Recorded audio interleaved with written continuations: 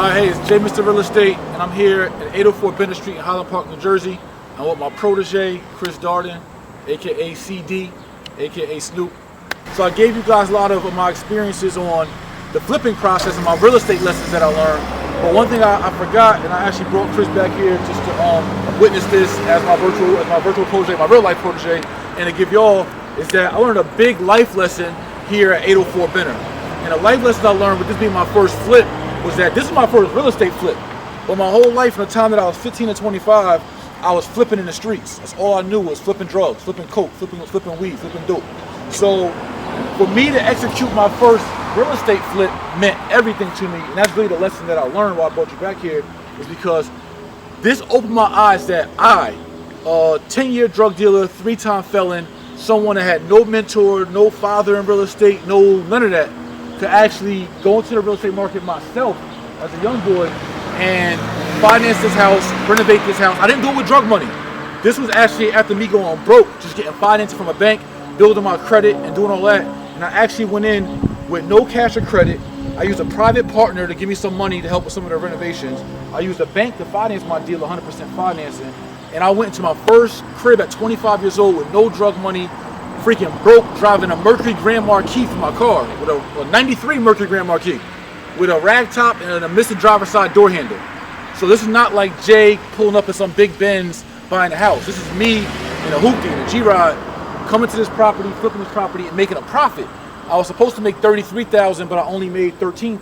Right. And that $13,000, although it wasn't all the money in the world, it still said to me that if I could do this 5 times a year, 10 times a year, and get it right, that I could live my life forever, not have to look over my shoulder, worrying about jail, worrying about getting shot, worrying about going to war with some drug territory. Like that I could, all this real estate out here, that I can compete for all this real estate as an investor, as a landlord, as a builder, as a developer, as a contractor, whatever. So 804 Bennett to me is just my experience, and what I get out of it is like, this was my eye opener, my door opener to real estate is for real. And even as a dope boy or ex-dope boy, I could come into the real estate with my hustle, get a whole new hustle. Like real estate is a new hustle. This is a different product. Same hustler, same ambition. This is a different product. It's houses now instead of birds. It's houses now instead of grams. It's houses now instead of pounds. So for me, real estate became my new dope. And so I want to share that with you. I want to share that with y'all. Is that real estate is a new hustle. It's a new hustle for me, and it's something that I find viable. That I started to make thousands and hundreds of thousands, then millions of dollars off of real estate. So, and it also honed my business skills and allowed me to go into a professional world, corporate world, with some strong business skills. Because of the business skills I learned in real estate, I was able to start multi-million-dollar companies. You know what I'm saying? And a multi-million-dollar brand. It all started off this, off believing that I could do something outside of the street. Right. So I guess you said you didn't take any street money with you into the real estate world, right. Which I know a lot of people, in our demographic or that we capture, they're going to do exactly that because, it only makes sense. That's what they have to start off of. But I guess my real question is, what allowed that bank to give you that 100% financing to actually get this property? And it was because of my credit and the bank programs they had at the time. Because at the time they were doing 100% financing as banks and mortgage companies. And because I had established my credit through the secured credit cards and secured loans, I had good credit. So with good credit, and I had 2-year work history at the mortgage company, I was able to get a self-employed loan and be able to purchase out 100% finance. Would you prefer to do it that way than to do, I guess, your own cash? Or, just say I had cash or you had cash? Or do you prefer to actually do financing? Or I like financing, even using hard money if done strategically right, because you can leverage your money and get more real estate. Right. So even if you got $100 grand cash or $1 million cash, it's only so much you can buy for cash. You're capped at whatever your cash is.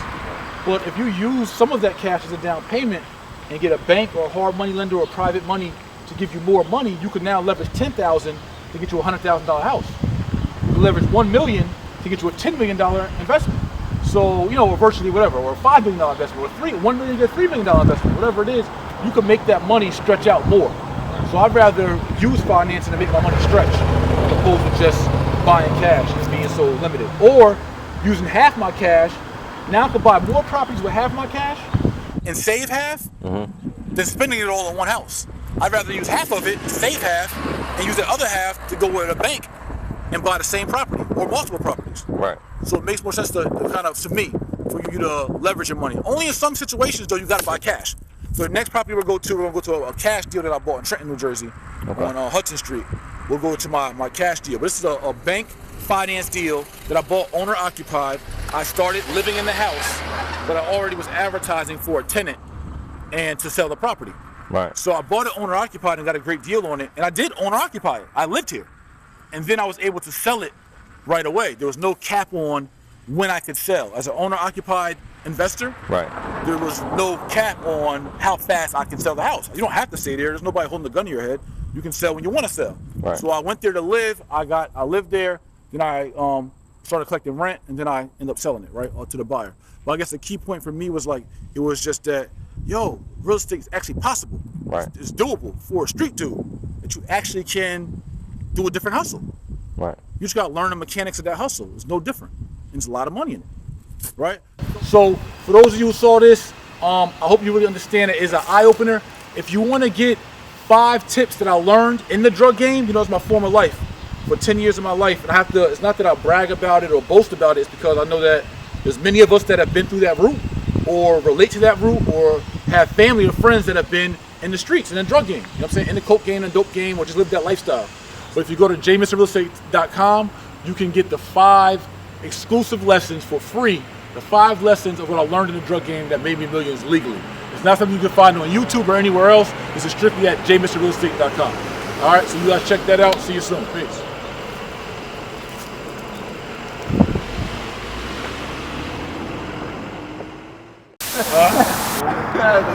About to get this trap phone real quick.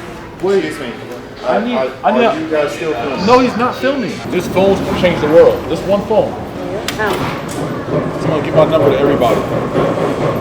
Seriously, I'm gonna give my number to everybody. I'm gonna point them in the right direction of where they can get wealthy in real estate.